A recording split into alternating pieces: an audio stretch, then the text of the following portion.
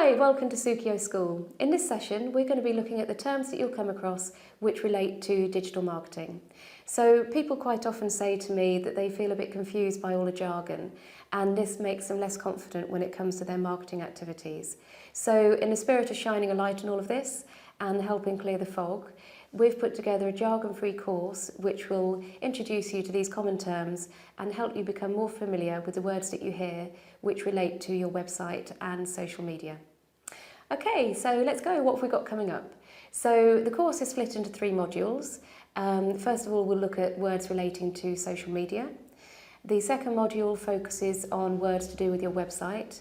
And then to finish off, module 3 is all about making sales. So the reason that you're getting more active on digital marketing is to help drive more revenue to your business. So we'll look at some of the words around that.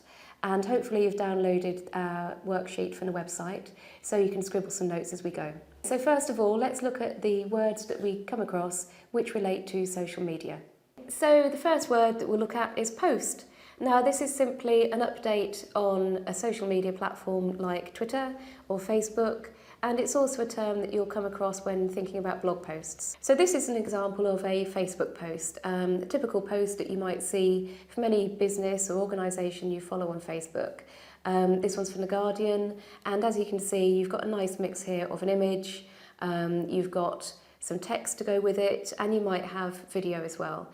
And Facebook really loves video content, so it's always good to get more images and video into your Facebook posts.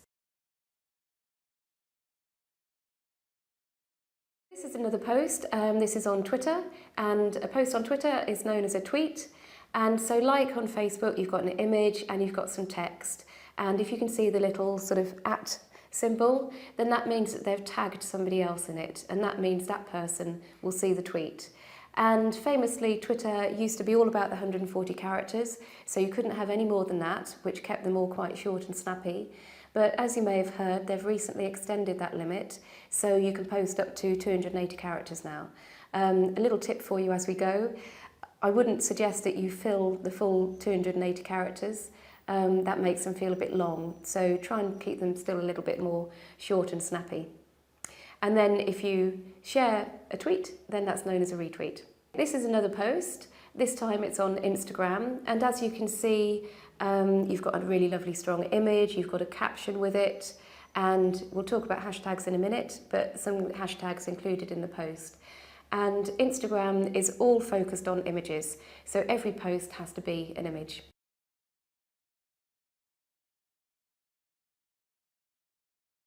So now let's think about likes. So this example here again from Instagram and National Geographic, they've posted their picture, they've added a caption, they've added some hashtags, and people want to show their appreciation of it, so they click the like button. And it's a really simple gauge of whether people are liking your content or not, because they're clicking a button that says like. It was a big feature in Facebook when Facebook first started. It's always been a core part of Facebook's activity. If you want to show your appreciation of something, you click the like button. And it's a common element on all the different social media platforms.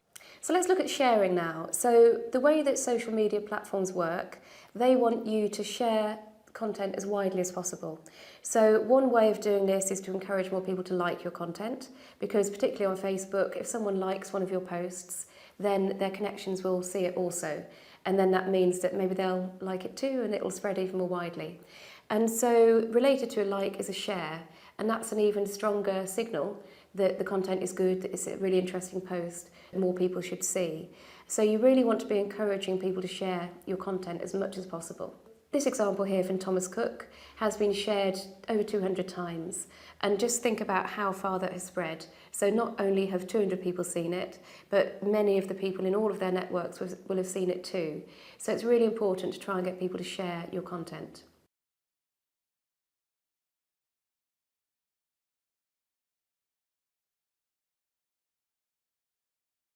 So when we're thinking about Twitter, it's got its own terminology for this, which is the retweet. So you want people to try and retweet your tweets as much as possible. And all this means is that they simply click a button which says that they can retweet it. And they can either retweet it just as it is, or they can do what you call quote tweeting, where they add their comment in as well. So in the first of these examples, as you can see, they've included an image in the post, and this is a really good habit to get into. So tweets that contain images, they're instantly more eye-catching, and they take up more room on the page, which is great because that pushes everybody else's content down. And this post also contains a link, and you can do that in your tweets and it will automatically show up the content that you're linking to. So another term that you'll hear a lot of is follow. So follow is a crucial element in any social media platform, and what this means is that you're effectively signing up to see all of the updates, all of the posts from a particular person or organisation. So that means on Facebook they'll show up in your newsfeed, which is all the posts that come in when you look at Facebook. And on Twitter they'll show up in your timeline, which again means that anyone that you follow, you will by default, you'll see their posts that they're creating. And the good news is that you can unfollow at any time. So if somebody gets a bit offensive or boring or just kind of drones on about themselves all the time and turns it into a one-way broadcast, then you can unfollow, and that means that you won't see their updates anymore. Let's come to hashtag. Now, whenever I run social media training sessions, almost always someone will put their hand up and say, I've always wanted to ask this, but what is a hashtag? I've never really known. And you'll find other people in the rooms, they say, yeah, I don't really know either. And it's one of these phrases that is in such common usage that often people forget to explain what it means. And so the way it's written, you take this hash symbol and you put that in front of a particular word, and then that means that it's grouping together all the posts, all the tweets where people are using that hashtag. And so it's a really good way of categorising your content. And so let's look at some of the examples that we've got. So you can have a hashtag for a particular topic area, like data science. And this helps people on Instagram. You can go crazy with hashtags on Instagram. This helps people find content that's going to be of interest to them. So it's a good habit to get into, particularly on Instagram, to use lots of hashtags that describe the sort of content you're talking about. And the second one is an example of how hashtags really shine. So it's when they're used to shorten longer phrases. So if you've got a really, say you're going to a conference and the name of the conference is very long, it's got 3 words, they're all really long, and then you've got the year at the end of it. If you used all of those words in a tweet, it would use up so many characters. So what people started to do was use shortened terms which were in the hashtag. So you can have hashtag BBC Glasgow, hashtag COYS, come on you Spurs if you're a football person, hashtag TBT, all of these acronyms which save everybody lots of space. And then the other way that hashtags are used is for humour. So although the people who developed hashtags in the first place, it was for very sensible reasons where they wanted to help people have a shorter way of grouping together all the content they were talking about. People very quickly started to use them for kind of irony purposes, for humour. So this example, Breakfast of Champions. So, you know, it's not used literally, it's used for humour, for irony. And there's a certain art to using these well, and if you're fairly new to social media, maybe you want to use them in a more sort of sensible manner first, and then when you get a bit more used to it, then start going a bit crazy with the humour in your hashtags. So next up, we're looking at engagement. So what this means, put simply, is how much people are interacting with your content. So what you want them to do, you want them to like your content, you want them to comment, you want them to share, you want them to retweet. And all this means that you are helping your content to spread more widely. If I see someone in my Facebook group of friends liking something, or I see them commenting, or I see them sharing, then that raises the profile of the person who they're interacting with. So, you know, they comment on a BBC News article, then that means that article then shows up in my feed. So in this example here from Thomas Cook, as you can see, they get lots of responses, which is great, but they take it that little step further and they make sure that they respond to those comments as well. So that keeps that conversation going. So someone who is connected to a person commenting on this post, then they'll see that comment, it'll show up in their feed, and this is all really, really good engagement.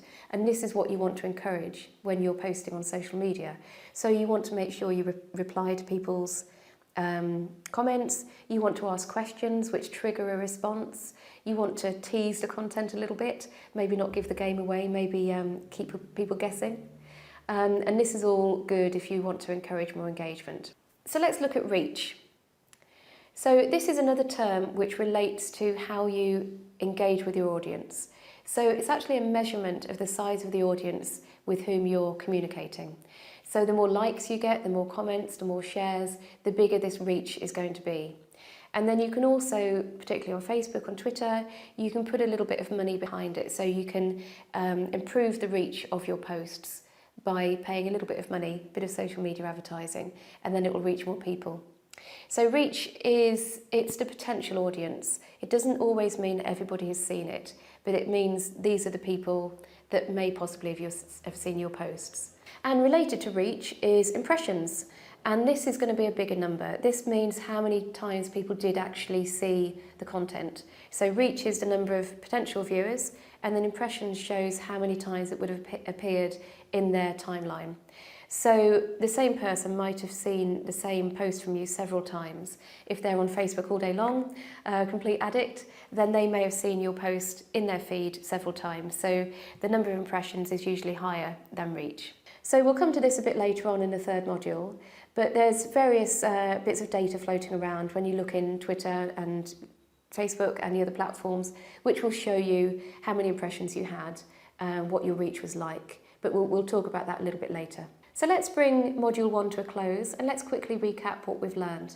So when you make a social media post, you want people to like and comment and share, and this is really good for engagement and will increase reach and get you more impressions.